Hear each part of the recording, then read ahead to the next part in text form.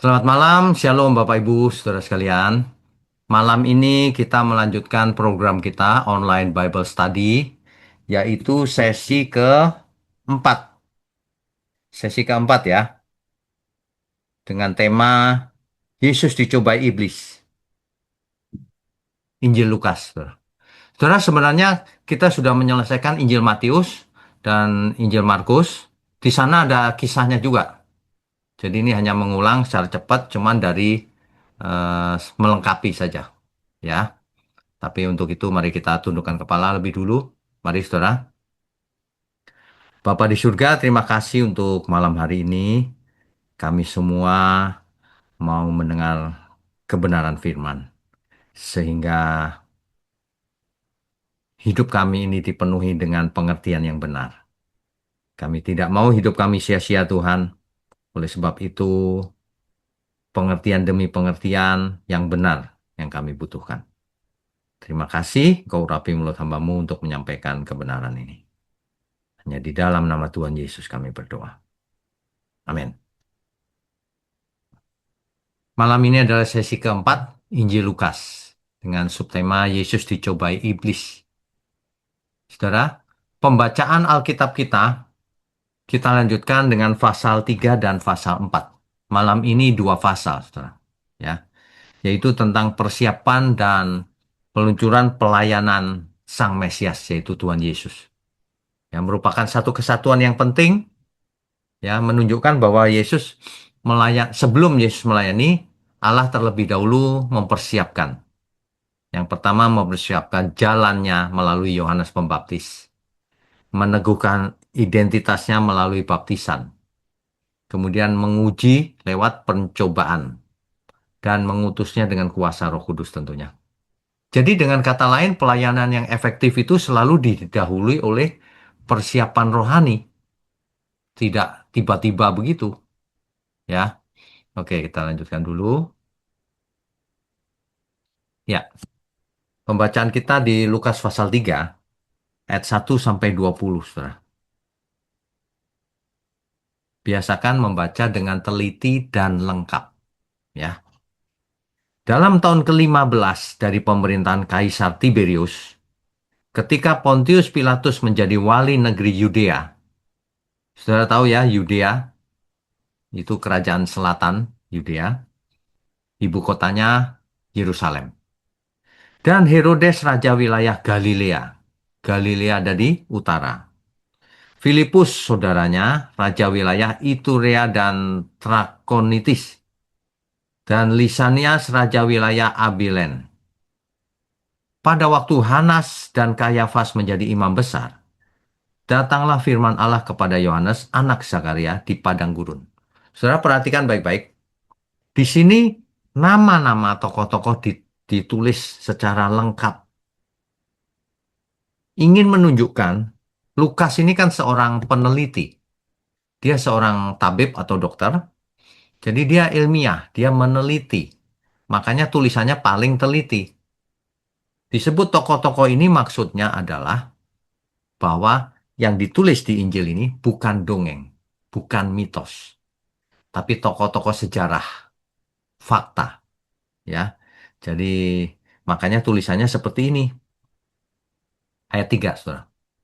Maka datanglah Yohanes ke seluruh daerah Yordan dan menyerukan, bertobatlah dan berilah dirimu dibaptis dan Allah akan mengampuni dosamu.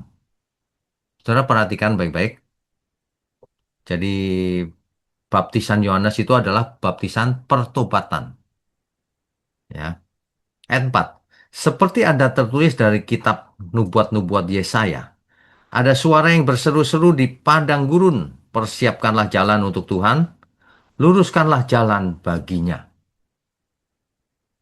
Setiap lembah akan ditimbun dan setiap gunung dan bukit akan menjadi rata. Yang berliku-liku akan diluruskan, yang berlekuk-lekuk akan diratakan. Dan semua orang akan melihat keselamatan yang dari Tuhan. Siapa yang akan melihat?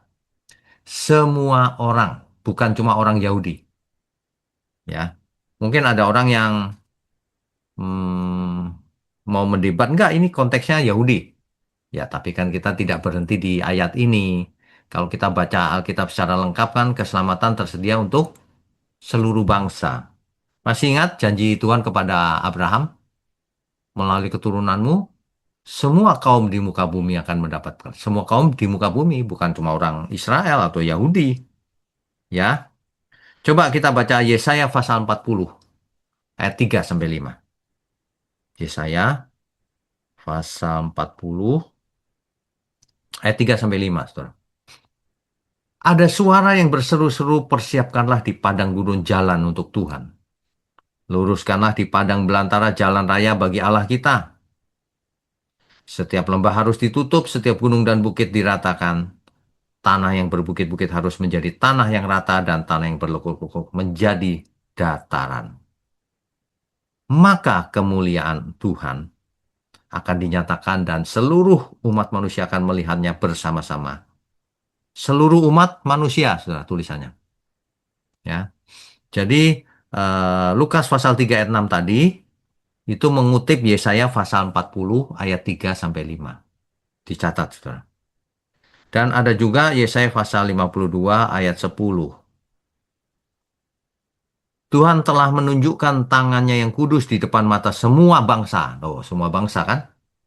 Maka segala ujung bumi melihat keselamatan yang dari Allah kita. Jadi keselamatan itu tersedia untuk seluruh bangsa, Saudara. Bukan cuma bangsa Israel. Ya, oke, kita lanjutkan pembacaan kita Lukas pasal 3 ayatnya yang ke-7.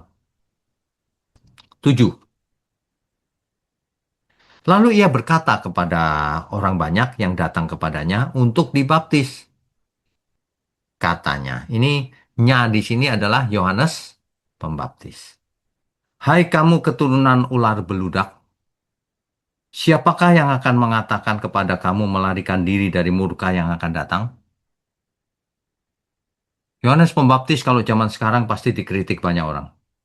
Karena menggunakan diksi pilihan kata kamu ular beludak dianggap kasar.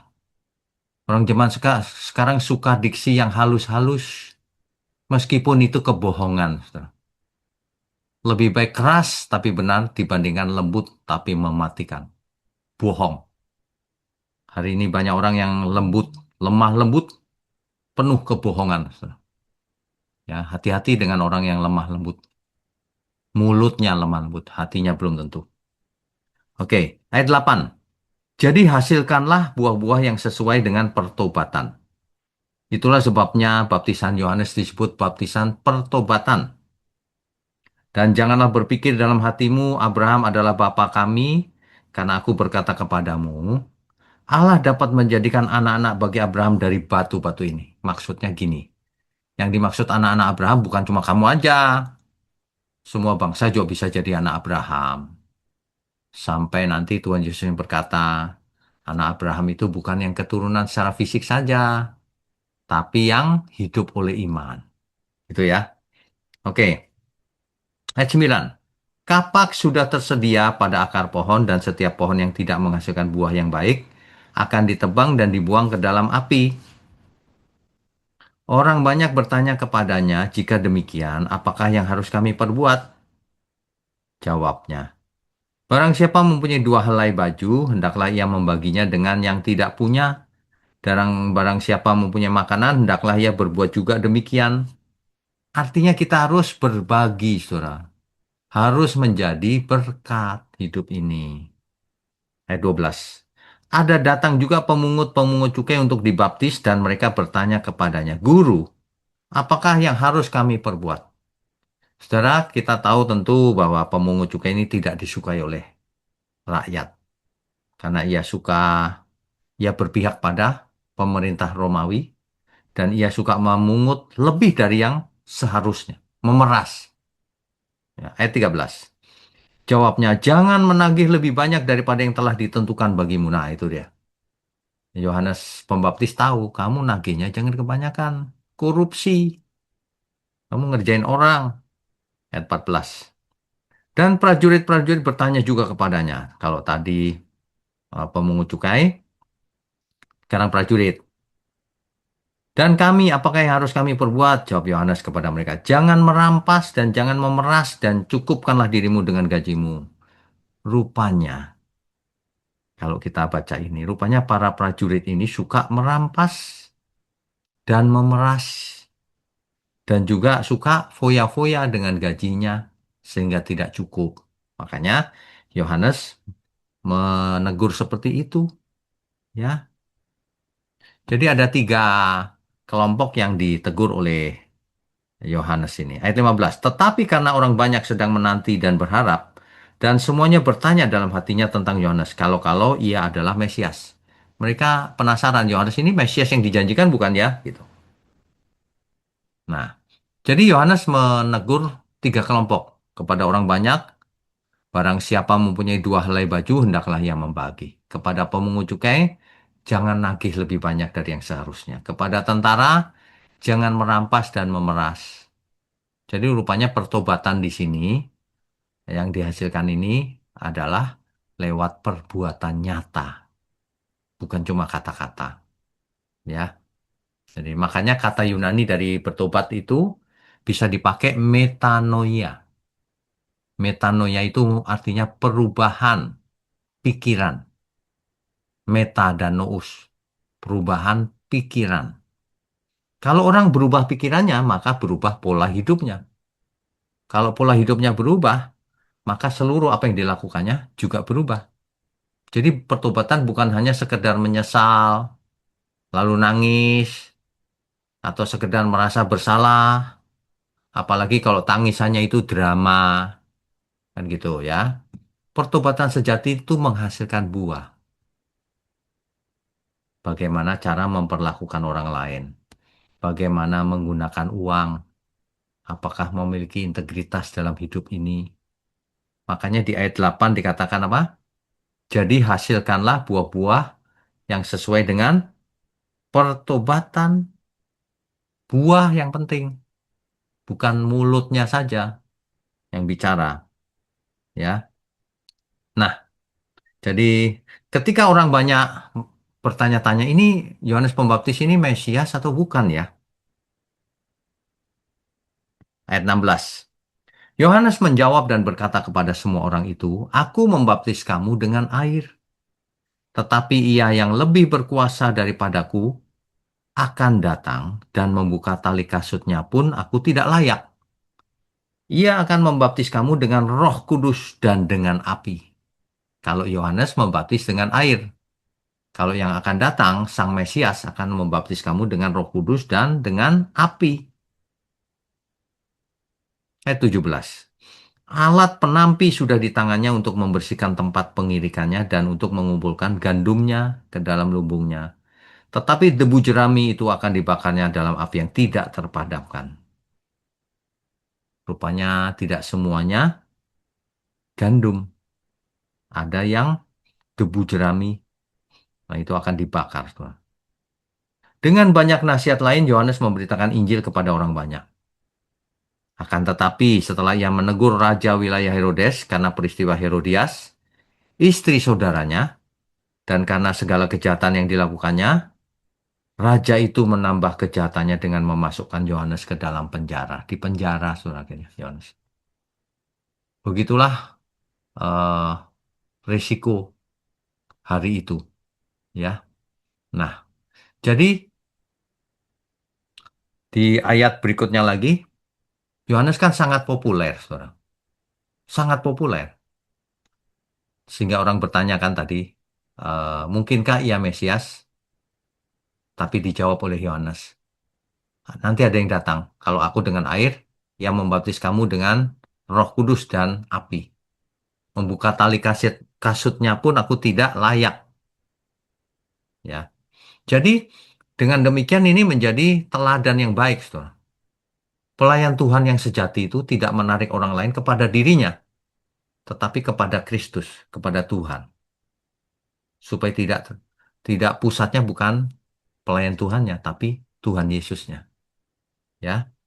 Nah, pernyataan Yohanes tuh kalau mau disederhanakan gini, jangan lihat aku, lihat dia yang akan datang itu, Sang Mesias itu. Gitu. Nanti kalau kita sampai ke kitab Injil Yohanes dikatakan bahwa Yohanes Pembaptis ini, inilah anak domba Allah yang menghapus dosa dunia. Ia menunjuk kepada Tuhan Yesus, saudara. Ya. Nah, kemudian ayat 21 sampai 22. Ketika seluruh orang banyak itu telah dibaptis dan ketika Yesus juga dibaptis dan sedang berdoa, terbukalah langit. Dan turunlah Roh Kudus dalam rupa burung merpati ke atasnya. Dan terdengarlah suara dari langit, Engkaulah anakku yang kukasihi, kepadamulah aku berkenan. Perhatikan yang pertama, langit terbuka. Yang kedua, Roh Kudus turun seperti burung merpati. Yang ketiga, Bapak bicara, suara langsung dari surga. Inilah anak yang, engkaulah anak yang anakku yang kukasihi, kepadamulah aku berkenan. Peristiwa ini, saudara, tidak bisa disangkali. Disinilah kita melihat manifestasi dari Tritunggal itu. Ada tiga pribadi, saudara. Ada suara Bapa di surga, ada Tuhan Yesus di bumi sedang jadi manusia, ada Roh Kudus yang seperti burung merpati. Jadi alangkah salahnya kalau orang berpikir Yesus itu adalah Allah Bapa. Allah Bapa ada di surga, Yesus ada di bumi ketika itu. Ya. Nah, jadi ada tiga pribadi yang benar. Soal tiga pribadi ini bagaimana itu tafsir manusia. Ya. Tapi yang jelas ada tiga pribadi. Ini tampil sekaligus dalam peristiwa baptisan ini. Oke? Nah, berikutnya.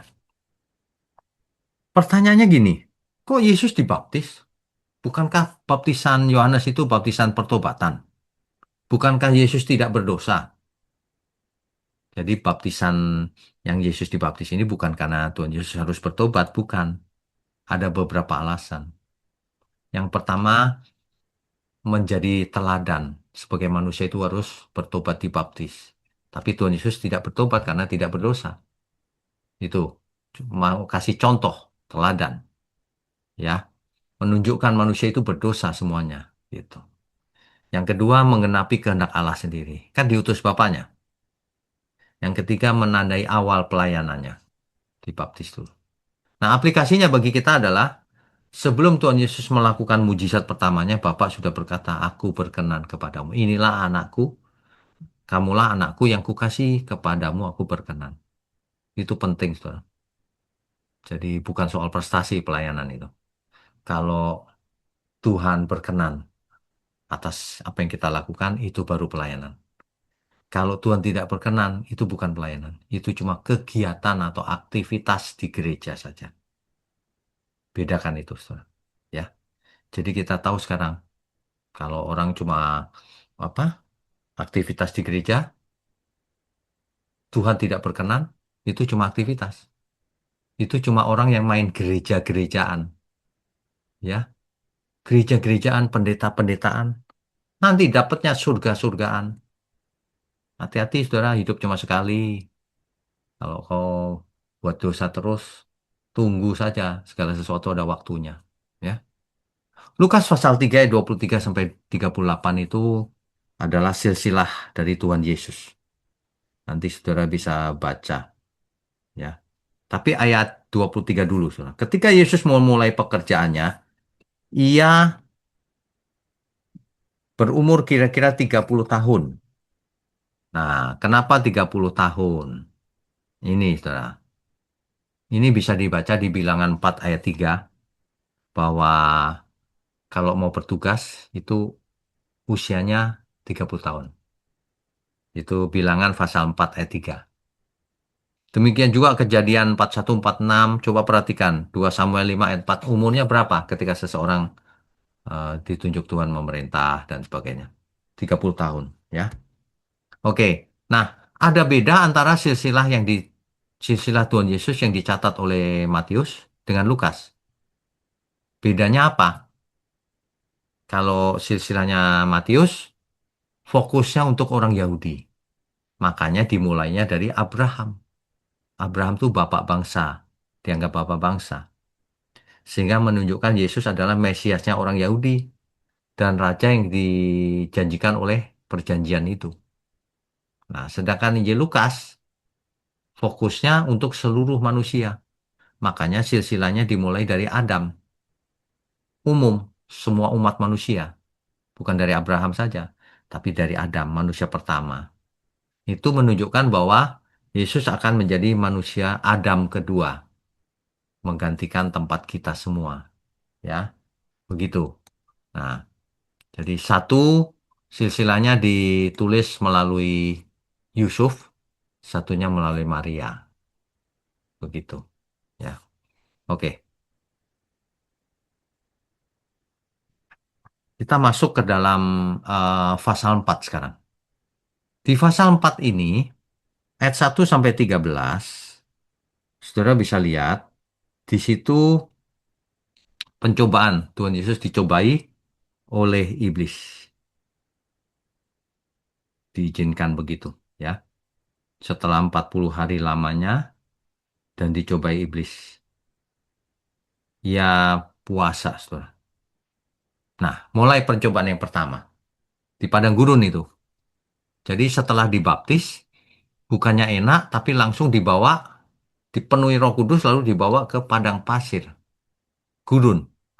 Sehingga bukan langsung melayani, tapi diuji dulu.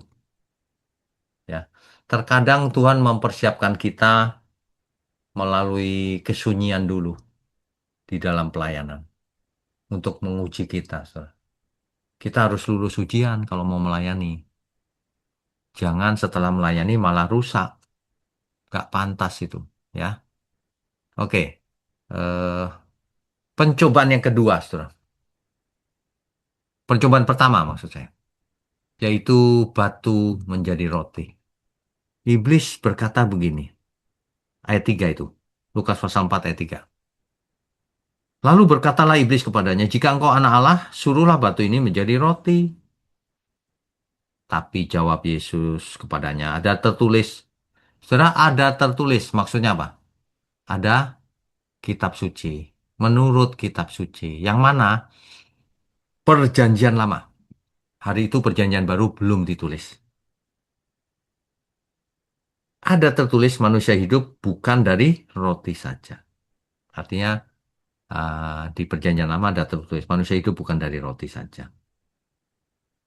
Kemudian yang berikutnya, jadi iblis mau mencobai manusia itu seolah-olah hidup yang penting itu roti.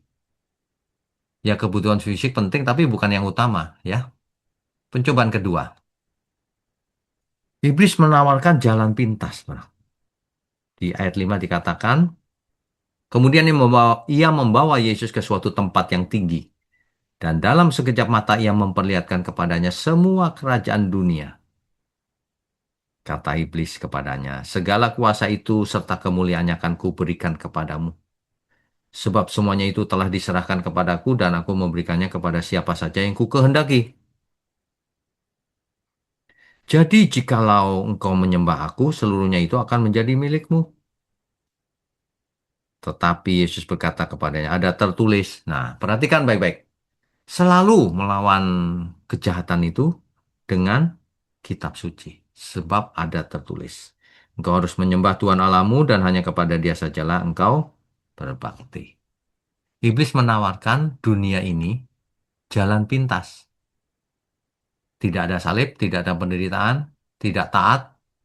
Tuhan Yesus dicobai supaya melakukan itu. Supaya tidak ada salib, tidak usah menderita, dan tidak taat sama Bapaknya.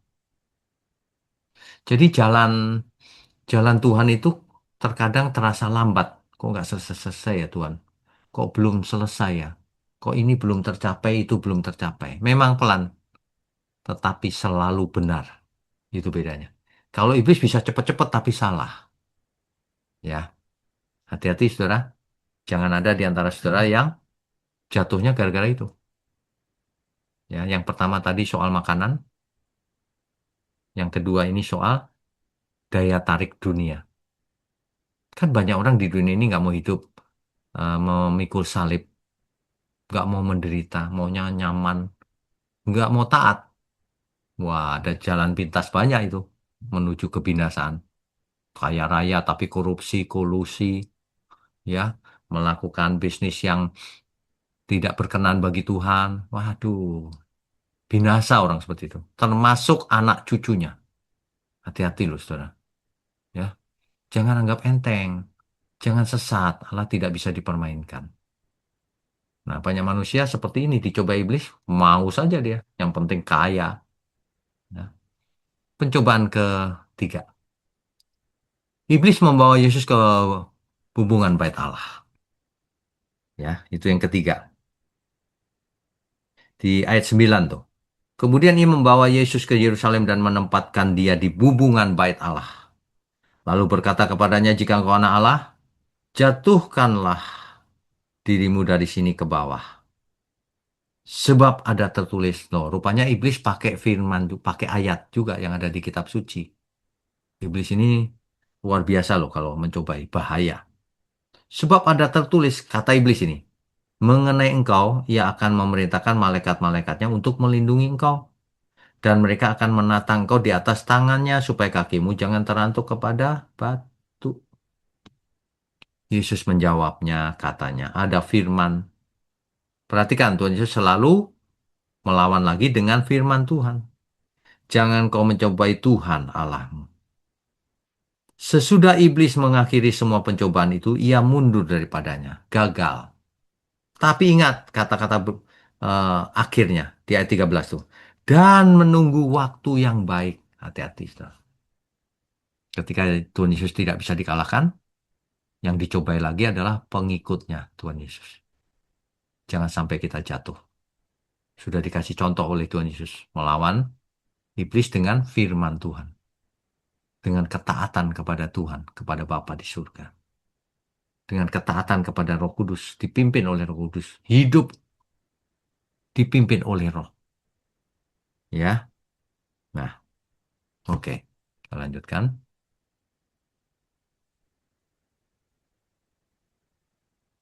Ya. Jadi rahasia kemenangan Tuhan Yesus melawan iblis itu, yang pertama, tidak merespon dengan emosi. Kita jangan emosi, saudara, menghadapi apapun. Yang kedua, bukan dengan mujizat. Dia tidak menggunakan kuasa ilahi untuk membela diri, tidak. Juga bukan dengan filsafat, logika, tidak. Dengan apa? Dengan firman Tuhan. Kalau zaman sekarang, Alkitab kita sudah lengkap. Perjanjian lama dan perjanjian baru. Nah, setelah menang atas pencobaan di padang gurun itu, Yesus mulai pelayanan publiknya. Ia kembali ke Galilea dalam kuasa Roh. Lukas 4 ayat 14 tuh, saudara. Nah, kemudian ia masuk ke sinagoga dan membaca nubuatan Yesaya pasal 61. Ini sebuah deklarasi misi yang mengubah sejarah dunia, saudara. Ya. Roh Tuhan ada padaku. Itu, saudara. Jadi, Lukas menunjukkan bahwa kerajaan Allah menyentuh seluruh aspek kehidupan manusia, yaitu kabar baik bagi orang miskin, pembebasan tawanan, penglihatan bagi orang yang buta, membebaskan yang tertindas. Tuhan Yesus ketika membaca Roh Tuhan ada padaku, hari ini itu digenapi. Semua orang marah karena Yesus mengaku Tuhan. Ya, Eh, kemudian apalagi? Ya, jadi itulah, saudara. Kita itu sudah tahu sebenarnya bagaimana melawan si iblis dengan pedang roh, firman Tuhan, sebab ada tertulis. Kan begitu.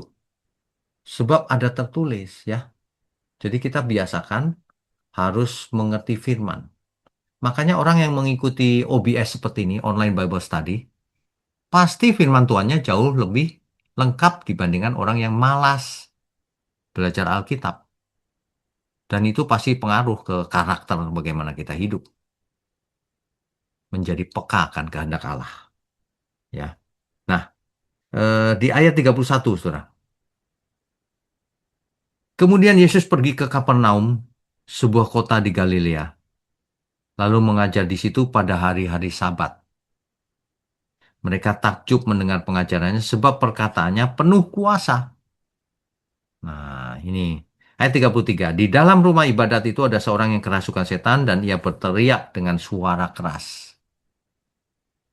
Hai engkau Yesus orang Nazaret, apa urusanmu dengan kami? Engkau datang hendak membinasakan kami. Aku tahu siapa engkau, yang kudus dari Allah. Rupanya roh jahat ini, ya, rupanya roh jahat ini atau setan ini tahu siapa Yesus, yang kudus dari Allah, Mesias konteksnya, ya. Tetapi Yesus menghardiknya katanya, diam, keluarlah daripadanya. Dan setan itu pun menghempaskan orang itu ke tengah-tengah orang banyak, lalu keluar daripadanya dan sama sekali tidak menyakitinya. Itulah yang membuat semua orang takjub. Alangkah hebatnya perkataan ini, sebab dengan penuh wibawa dan kuasa ia memberi perintah kepada roh-roh jahat dan mereka pun keluar. Orang-orang takjub, saudara. Dan tersebarlah berita tentang dia kemana-mana di daerah itu.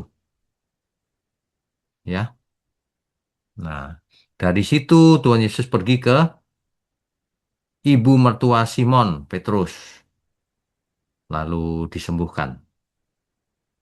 Ya, disembuhkan oleh Tuhan Yesus langsung. Nah, ayat 41, saudara. Lukas pasal 4 ayat 41. Dari banyak orang keluar juga setan-setan sambil berteriak, engkau adalah anak Allah. Lalu ia dengan keras melarang mereka dan tidak memperbolehkan mereka berbicara karena mereka tahu bahwa ia adalah Mesias. Ironi ya, saudara ya. Setan, roh jahat tahu ia adalah Mesias.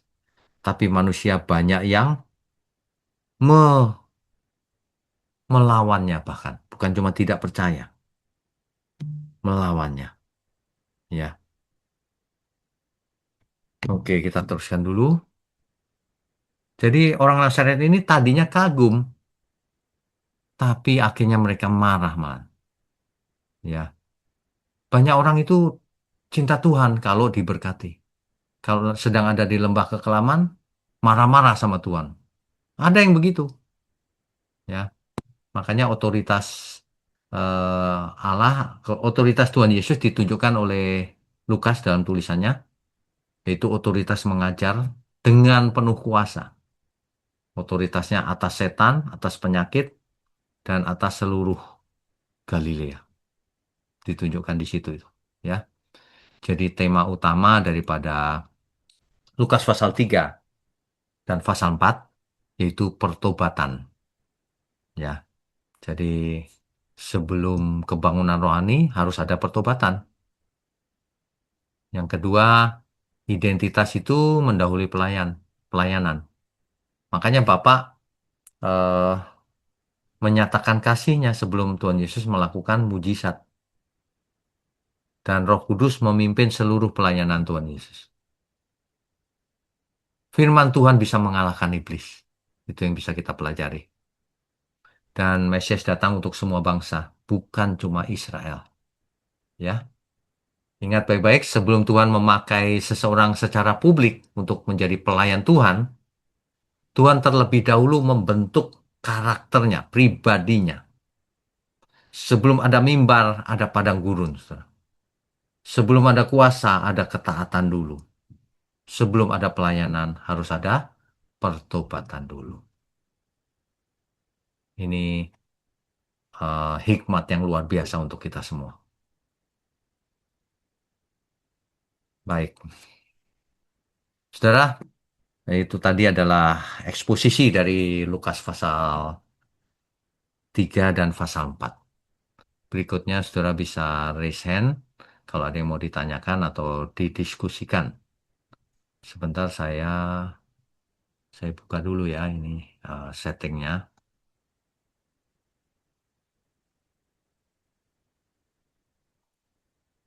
Oke, sudah. Baik, yang pertama Ibu Mariana. Ya Pak, Ya, saya ya ada dua silakan. pertanyaan ya Pak. Ya silakan. Yang pertama tentang kata berkenan. Ya, Itu kata berkenan ini yang diucapkan oleh Bapa pada saat peristiwa Tuhan Yesus dibaptis itu sama nggak ya Pak? Artinya dengan banyaknya kata berkenan yang kita temukan di perjanjian lama atau perjanjian baru. Artinya sama nggak Pak? Ya, artinya sama. Yaitu berkenan itu artinya menyenangkan, berkenan. Ya, jadi kita itu kalau belajar Alkitab itu jangan cuma cek kata aslinya saja. Hmm. Istilah yang sama kalau digunakan pada konteks yang berbeda bisa artinya lain. Sedangkan istilah yang beda, tapi kalau dipakai untuk konteks yang sama, bisa sama. Nah, banyak orang salah di situ ketika ketemu suatu istilah. Pokoknya seluruh Alkitab ini artinya ini gitu. Hmm. Tidak juga, tidak juga. Lihat konteksnya. Ya, tapi kalau lihat konteks yang berkenan ini sama, artinya menyenangkan. Ya berarti di perjanjian lama, perjanjian baru ada yang lain lagi itu sama artinya ya Pak ya? Sama, cuman perjanjian lama pakai bahasa Ibrani, perjanjian baru pakai bahasa Yunani. Itu pun katanya mungkin bisa beda istilahnya, kata-katanya, tapi konteksnya sama. Konteksnya sama. Oke.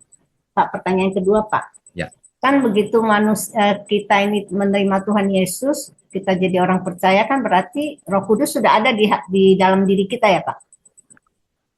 betul.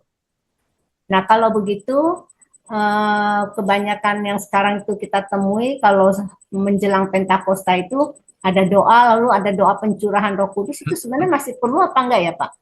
Nah, ini sudah saya khotbahkan, Bu, yang di hari Minggu. Judulnya Pentakosta. Nah, mungkin saya jawab singkat saja ya. Kalau mau Ya, lengkapnya, lihat khotbahnya. Jadi sebenarnya Roh Kudus dicurahkan pada hari raya Pentakosta itu adalah rencana Allah sendiri. Nah, sehingga dimulailah zaman Roh Kudus dan zaman gereja. ya, Deklarasi itu diadakan oleh Allah dari surga dengan tanda-tanda ajaib. Jadi hari ini kalau orang masih, kalau cuma memperingati Pentakosta nggak apa-apa, Bu. Tapi iya, kalau mengadakan Pentakosta, Roh Kudus disuruh dicurahkan lagi, oh, kamu nggak iya. ngerti berarti. Kamu menghina pekerjaan Tuhan. Tuhan sudah curahkan kok, kau sekarang minta dicurahkan lagi. Hmm. Itu aneh itu. Berarti nggak perlu lagi kan ya Pak ya Nggak, sebenarnya ya. nggak. Hanya bagaimana orang itu hidup supaya Roh Kudus itu tetap, maksudnya tetap berfungsi mengajar, memperingatkan atau gitu ya Pak ya. Ya, jadi Roh Kudus sudah diberikan. Ya, Masalahnya ada pada manusianya, bukan Roh Kudusnya yang belum dicurahkan. iya, Manusianya mau dipimpin atau tidak. ya, iya itu maksudnya dia Itu, betul. ya. Ya, Makanya ya, Bu, orang yang membatasi diri, karunianya terbatas. Orang yang tidak membatasi diri, imannya kuat, karunianya banyak. Karena Roh Kudusnya sama. iya. Gitu. Bisa disimpulkan aktif tidaknya Roh Kudus itu bekerja dalam diri kita itu manusianya sendiri ya Pak ya. Manusianya mau dipimpin atau tidak. Iya, paham. Gitu. Ya, Ya karena oke. sering sekali kalau ada peristiwa Pentakosta pasti ada pencurahan lagi gitu. Nah, sekarang saya mau tanya begini. Setahun sekali minta dicurahkan Roh Kudus. Berarti tahun lalu gagal gitu pencurahannya. Itu Pak yang bikin saya agak bertanya-tanya. Ah, iya, diulang-ulang terus berarti gagal terus seumur hidupnya. Aneh kan? Masa dari dulu diulang terus berarti gagal kan gitu seolah-olah. Paham Pak? Ya, Oke ya. makasih ya Pak ya. Baik, Tuhan Sudah berkati. memberkati kita. Oke, berikutnya Pak Kris, silakan Pak Kris. Halo malam Mbak. Shalom malam. Ini kok ya pas kebetulan malam ini membahas pasal 3 dan 4. Kenapa Itu Pak? tadi Pak Wignyo kan jelaskan Yesus dicobai Pak oleh Ya, iblis. ya. Eh, apa batu jadi roti. Saya mau ngomong roti jadi batu barusan Pak. Kebalik. Kembali. Cuma ya 3 pencobaan itu apa yang kedua menyembah diberikan semua yang di dunia, yang ketiga mencobai yang itu, menjatuhkan diri dari Betul. hubungan bait Allah. Nah, padahal itu sebetulnya tema yang sama, SOP, modus operandi yang sama itu kan diulang-ulang terus sampai sekarang sebetulnya Pak. Betul. Kita kalau lihat hamba-hamba Tuhan, maaf kalau misalnya saya pakai contoh hamba Tuhan Pak ya. Ya. Sebetulnya bukan hamba Tuhan pun sama. Ya. Kita yang merasa rohani pun sebetulnya 3 siklus itu bolak-balik itu kita hadapi terus. Ya. Nah, terus bukan kebetulan juga tadi Pak Wiknya membahas mengenai Yesaya 61 ketika Tuhan Yesus secara resmi kalau ibaratnya lulus dari sekolah dalam tanda kutip madrasahnya orang Yahudi, karena dia kan setelah lulus tanda kutip 30 tahun itu selesai semua lengkap, dia makanya di banyak kesempatan dipanggil dengan sebutan rabi, karena sudah official toh Pak, sudah STH kalau sekarang mungkin. Ya, oke. Nah, cuma kan kembali waktunya mengutip Tuhan Yesus mengutip Yesaya 61, kabar baik untuk orang miskin itu akhirnya sekarang dipelesetkan itu berarti artinya kemakmuran Pak. Ya. Melesetnya ke situ, balik lagi ke tadi iblis mencobai tadi Pak. Ya, betul. Terus pembebasan terhadap tawanan, padahal kalau kita lihat Rasul Paulus di penjara, Malah ditawan. ya 12 murid Tuhan itu mana ada yang tidak ditawan terus bahkan sampai mati Pak, jadi martir. Jadi sebetulnya kalau ini saya minta pendapat Pak Wegnya, kalau ayat-ayat itu kita selalu seolah-olah kayak diseret untuk membuat simplifikasi dan menyamankan supaya dipadankan dengan hidup duniawi yang enak itu Pak. Jadi kaitannya pencobaan 3 iblis tadi dengan bahkan sampai ke Yesaya 61 yang dikutip Tuhan Yesus pun akan juga diusahakan diplesetkan dengan modus operandi yang sama. Menurut Pak Wiknya bagaimana Pak? Iya, jadi iblis ini pinter pakai ayat Alkitab untuk kepentingannya, yaitu mencobai manusia, untuk plesetan-plesetan supaya manusia salah membacanya. Pinter. Jadi saya pernah lihat satu buku, itu pembahasan dari kitab Kejadian sampai Wahyu. Ayat-ayatnya itu dipakai untuk kemakmuran habis pokoknya. Hebat juga tuh yang ngarang buku itu. Semua ayat dia arahkan ke kemakmuran gitu. Saya punya cuma nggak tahu di mana bukunya sekarang. Jadi saya sampai heran kok bisa gini ya manusia ya. Ini pasti pekerjaan iblis. Iblis mau mencoba membelokkannya ke dunia ini, harta dunia. Nah, kalau kita mengerti 3 pencobaan Tuhan Yesus ini sudah mencakup semuanya ini. Sudah semuanya. Gitu. Padahal kalau kita membaca lengkap Alkitab, yang dimaksud Tuhan Yesus itu sebetulnya tetap paradigmanya, goal akhirnya adalah kekekalan itu Pak ya. Betul. Tidak pernah maksudnya itu merupakan garansi bahwa selama kita hidup di dunia, itu privilege itu digaransi oleh Tuhan. Kan bukan itu Pak. Bukan. Nah makanya yang di Israel kan ada itu Pak, di Kapernaum itu.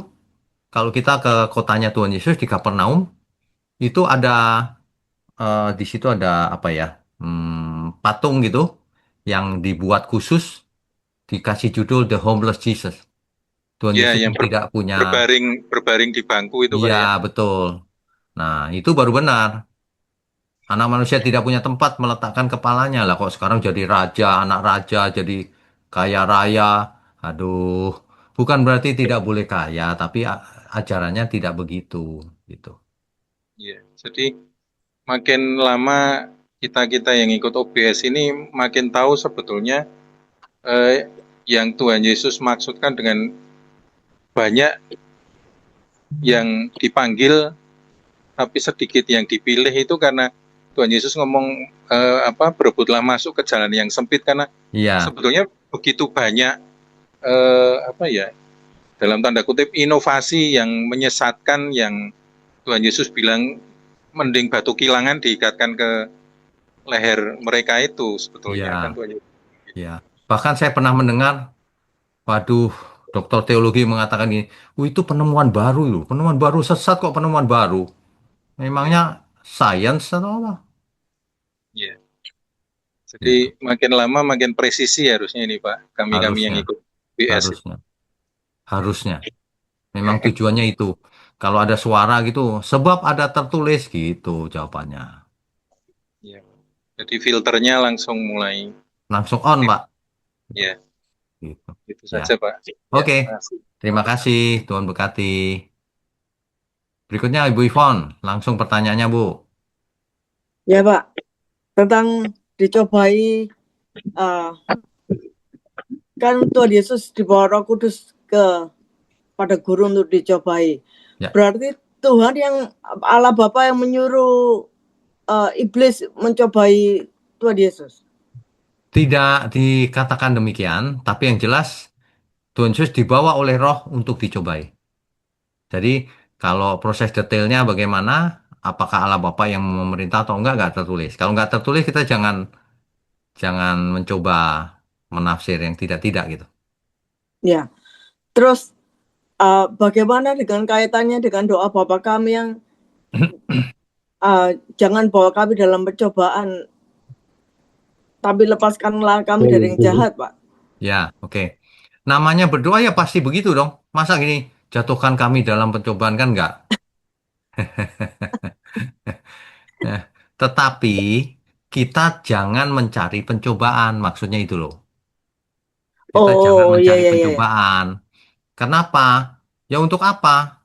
Cobaan itu datang sendiri. Kan dunia ini banyak orang jahat, ada roh jahat, pasti ada pencobaan hidup kita, pasti. Ya, ya, Ya, ya.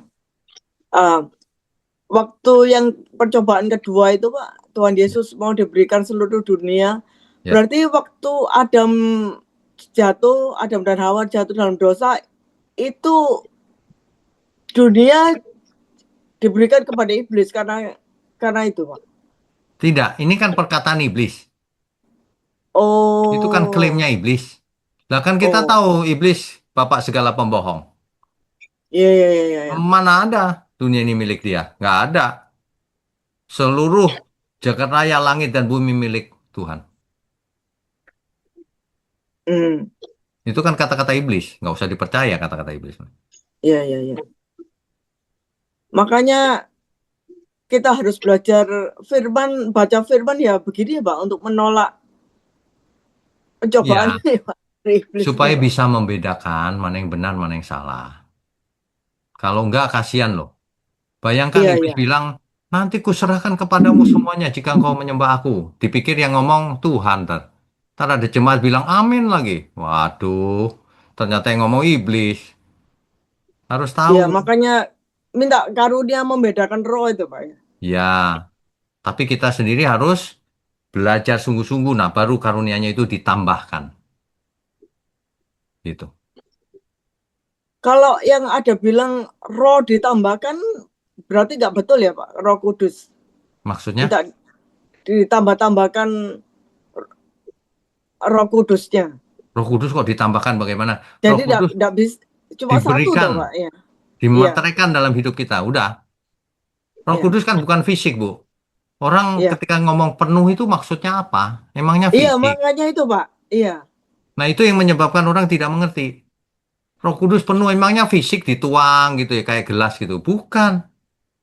Kepenuhan Roh Kudus itu artinya Roh Kudus yang ada dalam diri kita semakin efektif memimpin kita. Karunianya semakin muncul, manifestasinya muncul dalam hidup kita gitu loh. Semakin berkarya. Semakin Iya. berkarya, semakin efektif dipakai Roh Kudus. Digerakkan, Iya. dipimpin oleh Iya. Roh. Iya. Menanggapi yang Bu Mariana pencurahan Roh Kudus itu Pak, mungkin mereka yang dimaksud adalah mereka minta bahasa roh itu mungkin Pak. Oh ya, Jadi jangan bilang Pentakosta dong, minta karunia bahasa roh kan boleh. Tapi kalau bilang ini Pentakosta, wah itu ngaco itu. Pentakosta itu ya, artinya apa? Memangnya ada siaran ulangan kau yang buat emang? Oh, itu Tuhan yang sekali untuk selamanya. ya, Ya, ya Pak. Terima kasih. Nuhun oke, Tuhan memberkati. berkati. Berikutnya Ibu Meme, silakan. Shalom Pak Wino, selamat malam. Shalom, selamat malam. Suara saya kedengaran ya Pak ya? Ya, Jelas. Saya mau tanya, ya Pak, saya mau tanya itu Yohanes Pembaptis Pak. Ya. Dia kan membaptis dengan air tuh. Ya. Yang dijadikan hasil buah-buah sesuai dengan pertobatan gitu ya Pak ya. Ya. Nah, Yesus kan membaptis ini, maksud saya sorry Pak, Yohanes Pembaptis ini kan membaptis kepada orang banyak, kepada pemungut cukai, kepada tentara gitu ya Pak ya. Nah, Tuhan Yesus ini kan membaptis dengan Roh Kudus dan api. Kepada siapakah Yesus ini membaptis ya Pak ya? Dengan Roh Kudus dan api. Pertanyaannya apa? Kepada siapakah Yesus ini membaptis dengan Roh Kudus kepada dan orang api? percaya. Kalau kita baca berikutnya, kitab-kitab berikutnya nanti, kita akan lihat setiap orang yang percaya diberikan Roh Kudus. Roh Kudus adalah materai, tanda bahwa kita milik Tuhan. Begitu, setiap orang percaya. Kalau nggak percaya, nggak dikasih. Jadi Pak, duluan kita dibaptis air dulu, baru dibaptis dengan Roh Kudus gitu ya Pak ya? Ya, betul. Oh, ya, ngerti Pak. Yang kedua boleh ya Pak? Satu lagi. Boleh. Kan tadi kan Bapak jelaskan ini bahwa penulis Lukas ini kan Lukas gitu ya Pak ya? Ya. Dia penulis dengan detail dan juga dengan teliti. Ya. Kok di zaman Yesus ini, kok Yesus itu nggak jadi penulis Pak, biar jadi detail, sempurna gitu ya?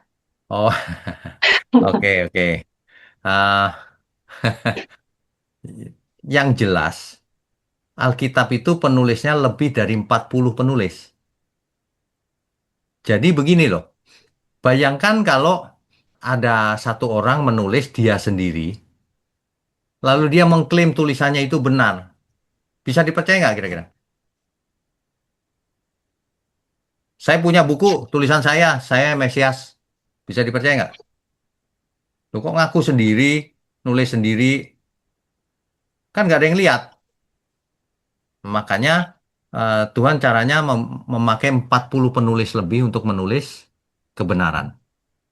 Semuanya berpusat pada Kristus. Gitu. Jadi itu hukum ini, saksi. Kebenaran itu harus ada saksinya. Minimal 2. Ya. Meskipun ada saksi palsu tentunya ya. Tapi saksi kebenaran itu minimal 2. Jadi kalau ada orang ngaku, saya ketemu malaikat loh kemarin itu. Saksinya siapa? Gak ada. Ya, kalau gitu saya coba bisa ngomong. Tapi kalau saksinya banyak, nah itu benar. Gitu. Jelas Tapi ya? bukan, ya Pak. Tapi bukan karena Yesus itu anak Allah ya Pak ya? Bukan karena itu. Ya. Bukan. Ya. Karena gini, kalau Tuhan Yesus menulis sendiri, nanti orang fokus pada tulisannya itu. Dihindari. Sama dengan gini, kuburan Tuhan Yesus ketemu gitu ya, yang sebenarnya, wah orang berziarah situ, nanti sesajen di sana segala. Manusia itu cenderung mengkultuskan sesuatu yang fisik. Nah itu yang dihindari Tuhan. Menyembah Tuhan harus dalam roh dan kebenaran. Gitu. Termasuk itu. Ya. Coba bayangkan kalau Tuhan Yesus menulis satu kitab, wah kitab itu dianggap sangat istimewa dibandingkan yang lain. Pasti. Padahal firman Tuhan itu lengkap. Gitu loh. Tapi Tuhan Yesus berkata begini, semua yang ditulis para nabi itu tentang aku. Nah itu kan jelas sekali.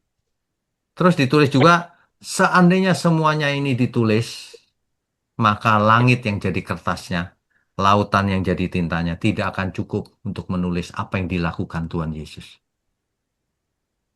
Nah itu kan kesaksian yang luar biasa udah. Contoh sederhana, Injil sinoptik, 3 Injil pertama, Matius, Markus, Lukas. Berbeda-beda ini tulisannya, tetapi satu sama lain klop. Gitu. Ya. Iya Pak. Oke, itu saja. Oke Pak. Ya itu saja Oke. Pak. Makasih ya Ya, Pak. Tuhan berkati. Shalom, Tuhan berkati. Shalom. Berikutnya Pak Yaman, silakan Pak. Shalom, selamat malam Pak. Shalom, selamat malam. Kalau saya tidak salah, pada waktu lalu melalui acara program 2 pagi atau renungan pagi ada kecerdasan roh. Ya. Kemudian pada acara TAS, tanya Alkitab saja, ada orang bertanya kalau saya katakan apa, bahwa punya kejahatan itu apakah dari iblis atau dari diri sendiri. Ya. Terus Bapak mengatakan perlu kepekaan roh. Pertanyaan saya, Pak, apa beda kecerdasan roh dengan kepekaan roh? Makasih, Pak. Oh, oke. Itu hanya istilah yang berbeda, Pak, tapi maksudnya sama. Kecerdasan Oh, itu gitu. artinya bisa membedakan ini roh yang benar atau salah. Itu maksudnya. Ya. Oh, Jadi jadi eh, dalam narasi tertentu ataupun kalimat tertentu nggak perlu harus kita bedakan, Pak ya. nggak perlu, nggak perlu, nggak perlu. Sama aja. Ya. Oh, ya. Makasih Pak. Shalom Pak. Ya. Shalom, Tuhan berkati. Oke, berikutnya Ibu Dina. Silakan, Bu.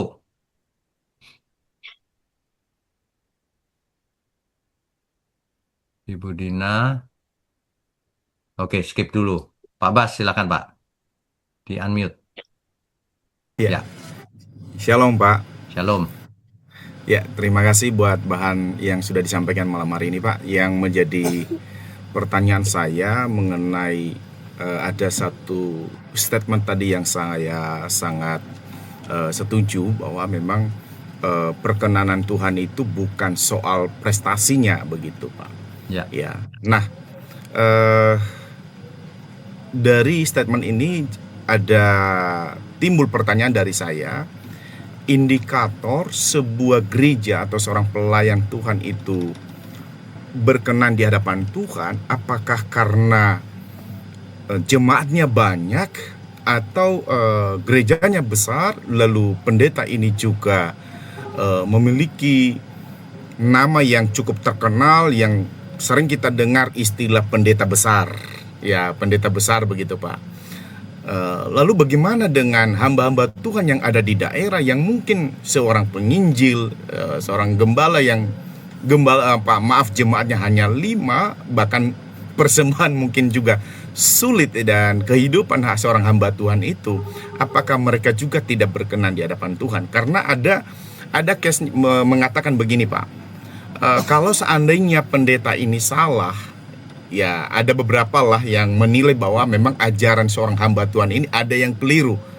Tetapi ada yang menyampaikan, yang membela bahwa kalau seandainya pendeta ini salah, tidak mungkin jemaatnya banyak. Sampai saat ini jemaatnya banyak, bahkan dipakai secara luar biasa. Nah, itu menjadi pertanyaan saya Pak. Terima kasih Pak. baik. Yang jelas, ukuran perkenanan Tuhan itu tidak bisa diukur melalui jumlah, bukan kuantitas. Sebab apa? Sebab si iblis punya banyak pengikut juga. Sepertiga malaikat di surga loh, ikut si iblis menjadi roh-roh jahat. Hari ini banyak orang yang melawan Tuhan Yesus, banyak sekali pengikutnya. Jadi bukan jumlah, juga bukan aktivitas. Karena Tuhan Yesus berkata, bukan orang yang memanggil Tuhan-Tuhan yang masuk kerajaan surga. Matius 7 ayat 21 sampai 23. Bukan orang yang menyembuhkan orang yang sakit pakai nama Tuhan yang masuk surga. Bukan orang yang mengusir setan pakai nama Tuhan yang masuk surga. Itu kan artinya apa? Bukan soal kegiatan, bukan soal jumlah juga. Soal perkenanan Tuhan itu bagaimana Tuhan senang terhadap apa yang kita lakukan.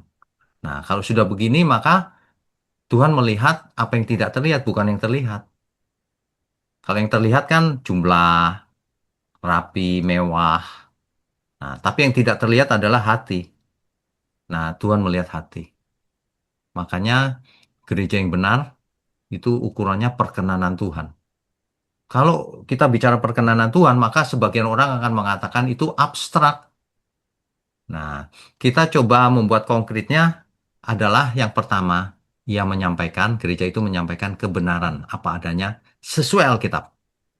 Itu pun nanti jadi debat lagi, semua juga sesuai Alkitab, kan gitu kan. Ya, tapi Tuhan kan tidak bisa ditipu bahwa seseorang itu benar-benar sesuai Alkitab atau tidak. Sebenarnya sederhana kok. Sebagai jemaat itu sederhana kalau mau membandingkan. Bandingkan saja dua-duanya. Ayat yang sama, pembahasannya bagaimana? Pasti ketahuan. Tidak mungkin tidak. Cuma masalahnya, banyak jemaat malas belajar. Nah, kalau udah malas, salah siapa? Ya salah dirinya sendiri, jangan salahkan siapa-siapa. Jadi jumlah gedung besar, bagus. Kalau yang disampaikan kebenaran. Kalau dalam melayani Tuhan, perkenanan Tuhan turun. Nah, masalahnya dunia ini melihat apa yang terlihat. Kelihatannya sukses kok. Kalau Tuhan nggak berkenan, masa jumlahnya bisa banyak? Lah setan Tuhan tidak berkenan, pengikutnya juga banyak. Bukan jaminan kuantitas itu. Ya, kualitas nomor satu, tapi kuantitas juga penting. Jadi makanya Tuhan bicara, jadikan semua bangsa muridku. Bukan gini, cari murid sedikit aja yang penting bagus. Bukan. Jadikan semua bangsa muridku. Sebanyak mungkin kalau bisa. Tapi yang benar, jangan nggak benar tapi banyak. Waduh, lebih baik batu kilangan diikat di lehermu kalau gitu. Dan kau dibuang ke laut. Udah banyak, sesat lagi. Oh ya jangan, ya. Itu saja, Pak. Iya Pak.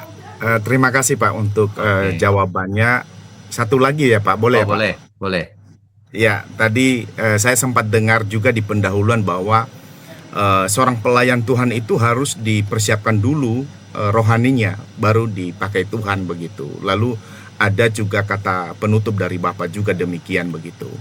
Nah, pernyataan ini Pak, saya sangat-sangat setuju ya Pak. Saya sangat setuju dan tentunya khotbah-khotbah Bapak juga selalu menyinggung soal pelayan-pelayan Tuhan supaya benar dan tidak menjadi batu sandungan. Tetapi ada banyak hal kasus yang terjadi ya Pak. Akhirnya orang Kristen itu tidak lagi ke gereja dan saya juga temui begitu ya. Mereka tawar hati terhadap pelayan Tuhan. Dan ada juga pelayan Tuhan yang berhenti Pak. Karena mereka merasa di dalam gereja tersebut, kalau, maaf ya Pak ya, sorry ini ya Pak, tidak Ya, semua ya. gereja. Ya. Kalau orang ini punya status ekonomi lebih, tidak melewati sebuah proses Pak, langsung dilibatkan di dalam sebuah pelayanan. Tapi orang-orang yang mungkin lama tidak dilibatkan, sehingga terjadi akhirnya kecemburuan sosial dan tentunya ya jadinya terjadi perselisihan gitu Pak. Kira-kira menurut Bapak sebagai seorang hamba Tuhan, tentunya sebagai gembala, bagaimana cara mengatasi di dalam gereja Tuhan seperti ini ya Pak? Terima Ya, kasih Pak. baik, baik. Jadi begini, dari sisi gembala harus tetap adil, tulus, tidak membeda-bedakan. Dari sisi jemaat atau pelayan Tuhan, tidak boleh terlalu sensitif juga. Kan terkadang seorang gembala itu kan begini, kalau yang datang itu kaya raya, tapi sudah tua. Masa kita nggak sambut? Sudah tua. Nah, ini banyak orang salah mengerti. Dia pikir kalau saya sambut orang tua itu, wah karena kaya itu. Bukan, karena kita menghormati sudah tua. Kalau masih anak muda nggak mungkin saya sambut. Sambut biasa maksudnya. Kalau itu kan sampai digandeng karena jalannya aja pelan, misalnya gitu loh maksud saya. Nah, dalam hal ini dibutuhkan saling percaya. Kalau orang nggak percaya, apapun yang kita lakukan dianggap salah. Nah, makanya saya juga nggak pernah menghakimi siapapun. Karena seseorang kok nggak ke gereja hari ini, jangan-jangan ini nggak ada itu begitu. Oh, mungkin sedang sakit atau ada keperluan lain. Nah, yang penting nggak boleh terlalu sensitif. Kalau terlalu sensitif nanti apa saja jadi masalah. Nah, makanya seorang pelayan Tuhan itu nggak bisa jadi pelayan kalau dia itu cerewet ya. Ini nggak cocok, itu nggak cocok, semua dikritiknya. Jadi pelayan Tuhan itu belajar jadi hamba. Seorang hamba itu diem aja, atasannya kok dia begitu ya? Ya kan kamu nggak ngerti. Kan banyak orang tidak punya informasi secara lengkap, tapi berusaha mengerti. Ya nggak bisa. Yang paling lengkap siapa? Yang paling lengkap informasinya kan tentu saja gembala. Si A itu kenapa di-treat kok sering bicara sama dia ya?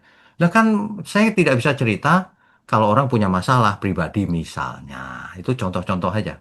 Makanya kalau orang mempercayai kita jalan terus. Kalau nggak percaya ya sulit. Dimanapun sulit tempatnya. Kalau soal bicara gereja banyak oknum nggak benar ya di mana-mana ada lah selalu ada. Tidak ada gereja yang semuanya jadi baik nggak ada. Jangankan begitu Pak, Tuhan Yesus ada Yudas. Tuhan Yesus saja ada Yudas satu, coba. Ya, makanya normal aja. Oh, ada Yudas di sini, normal lah. Oh, Tuhan Yesus juga ada. Tapi yang penting jangan kita yang buat salah, Pak. Ya. Kalau kita kok kelihatannya dia salah ya, ya terserah lu lah. Yang penting Tuhan tahu. Itu. Karena kita tidak bisa sembunyi terhadap Tuhan. Bisa sembunyi terhadap manusia. Itu aja. Dan manusia kalau sudah kalau sudah bergaul agak lama akan bisa baca, Pak. Setiap kita itu nggak bisa menyembunyikan diri. Terbaca setelah berapa waktu lama gitu. Nanti terbaca. Ya, gitu. Ya, Pak Bas. Baik, terima kasih Oke. Pak. Ya, Makasih banyak. Tuhan berkati. Tuhan berkati Tuhan Pak. berkati. Iya, iya. Makasih Pak. Oke, selesai semua ya. Oh, masih ada satu terakhir. Pak Timotius, silakan, Pak. Iya, itu Pak, perkataan Yohanes Pembaptis di pasal 3 itu, dia Mm-mm. akan membaptis kamu dengan Roh Kudus dan dengan api. Ya, Bisa menjelaskan itu Pak? Tolong. baik. Baik. Apa sih arti baptisan Roh Kudus? Nah, harus tahu dulu. Baptisan Roh Kudus ini sudah pernah saya khotbahkan secara khusus. Tapi secara singkat saja saya mau beritahukan bahwa dibaptis itu kan diselam ya. Kalau air diselam ke dalam air, keluar lagi dari air. Apa artinya? Artinya mati manusia lamanya, keluar dari air menjadi manusia baru. Itu artinya. Itu kan lambang saja. Memangnya kalau orang dicelup gitu terus keluarnya jadi orang baik kan enggak juga. Itu hanya lambang. Nah, yang kedua, ini yang penting, dibaptis oleh Roh. Nah, ketika dibaptis oleh Roh Kudus itu, setelah dibaptis air itu, kita harus menyelam ke dalam pimpinan Roh Kudus. Artinya apapun yang kita lakukan harus dipimpin Roh Kudus. Jangan dipimpin lagi oleh daging. Natur dosanya itu jangan berkuasa lagi. Makanya harus dimatikan manusia lama itu. Masuk ke dalam selam, ke dalam pimpinan Roh Kudus. Sampai mati itu prosesnya, Pak. Bukan seperti air, cuma sebentar gitu, enggak. Itu pimpinan Roh Kudus. Itu adalah baptisan Roh Kudus. Nah, kalau baptisan api, itu sekaligus, Pak. Sambil dibaptis Roh Kudus, sambil dibaptis api. Apa maksudnya? Api itu penderitaan. Penderitaan. Makanya setiap orang benar pasti ada beban. Penderitaan itu bukan karena seseorang maling ayam, kriminal, bukan. Ia tidak bersalah tapi menanggung banyak bantahan, banyak tuduhan. Seperti Tuhan Yesus gitu, Pak. Dituduh macam-macam, difitnah. Itu biasa. Kita harus siap sebagai pelayan Tuhan. Kalau sudah difitnah dan sebagainya, sudah tahu. Pikul salib. Nah, itulah baptisan api. Itu berarti Tuhan Yesus mengizinkan atau memasukkan kita dalam penderitaan atau ya gitu seperti Pak ya. Betul. Tapi penderitaannya bukan gini, Pak.